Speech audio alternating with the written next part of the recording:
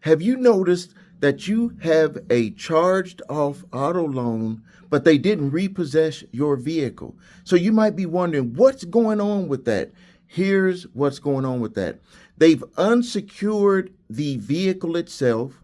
Now, they may try to come after it or they may not. What they're going to do is they're either going to hire a debt collection company to come after you for that money, or they're going to sell off that debt and they're going to try to still collect the vehicle, maybe depending on how old the vehicle is.